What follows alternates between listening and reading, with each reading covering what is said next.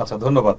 অনেক আপনারা দুই বর্ডার নিয়ে একটু দীর্ঘ প্রশ্ন হয়েছে, তারপরে সুন্দর সময় উপযোগী প্রশ্ন। প্রথমত যে সীমান্তে হত্যার বিষয়টি, এটা আমাদের প্রায়োরিটি ওয়ান এজেন্ডা ছিল এবং গতকাল সন্ধ্যা থেকেই এই এখন পর্যন্ত বিএসএফ এর সদর দপ্তর থেকে শুরু করে যেই জায়গায় এই হত্যাটা হলো, সর্ব জায়গায় আমরা অত্যন্ত জোরালো প্রতিবাদ জানিয়েছি এবং এটা এই কনফারেন্সের পরেই কিছুদিন মনের মধ্যেই এই জিনিসটা অনাকাঙ্ক্ষিত বা দুঃখজনক হলেও আপনারা হয়তো জানেন যে সীমান্ত হত্যা যে এটি আসলে শূন্য লাইন থেকে ভারতের অভ্যন্তরে। আমরা আপ্রাণ চেষ্টা করছি আমাদের এই অবৈধভাবে যেন ভারতের অভ্যন্তরে কেউ প্রবেশের চেষ্টা না করে।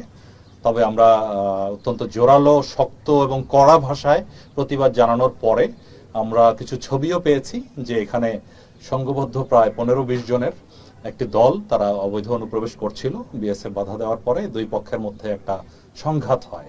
সেই সংঘাতে একজনকে রাবার বুলেট ফায়ার করে, যেটা তার পেটে লাগে এবং দুর্বল স্থানে রাবার বুলেটও হত্যা করতে পারে, মানে হত্যা ঘটাতে পারে। আর এখানে বিএসএফ এর যে সদস্য আহত হয়েছে এই 15-20 জনের কারণে, সেও হাসপাতালে আছে, তার ছবিও আমরা পেয়েছি রক্তাক্ত, মানে আহত অবস্থায়। তবে আমরা জিজ্ঞেস করছি যে এখানে প্রমাণ চাইছি যে এটা এখানকারই যে আহত হওয়ার ছবি, তার প্রমাণটা কি। তো এই বিষয়ে আমাদের মধ্যে এই প্রতিবাদ লিপি এবং প্রোটেস্ট নোট চলছে।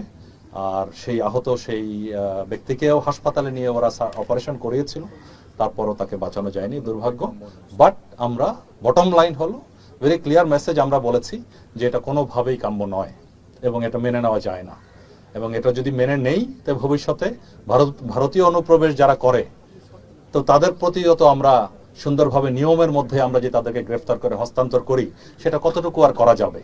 আমাদের এদিক থেকে যত যাই হোক, অবৈধ অনুপ্রবেশকর যাই হোক, হত্যা কোনো চূড়ান্ত একটা সমাধান হতে পারে না। তো সেই বিষয়ে আমাদের এটা অব্যাহত থাকবে এবং আরো একটি যদি হয় আমরা আরো কঠোর অবস্থানে যাব, এটা আপনাদেরকে আমি আশ্বস্ত করতে চাই।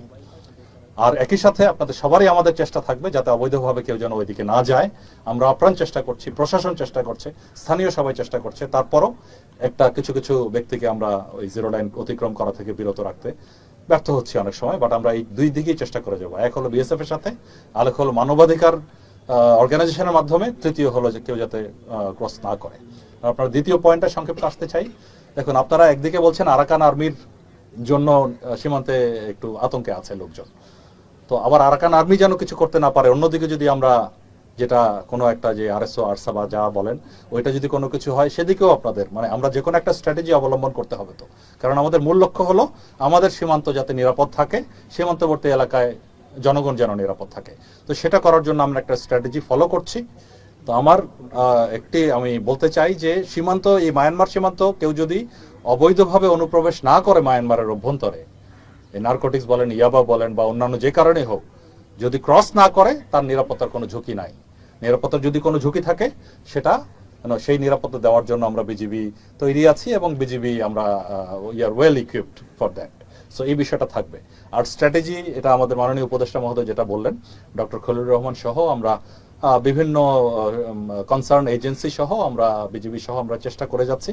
একটা স্ট্র্যাটেজি আছে, তবে এটার সম্বন্ধে বিস্তারিত এখনই আমি সম্মুখে বলতে চাই না, সঙ্গত কারণেই। আমরা আশা করছি যে সে বিষয়ে একটা সফলতা আমরা অদূর ভবিষ্যতে পাবো ইনশাল্লাহ। ধন্যবাদ।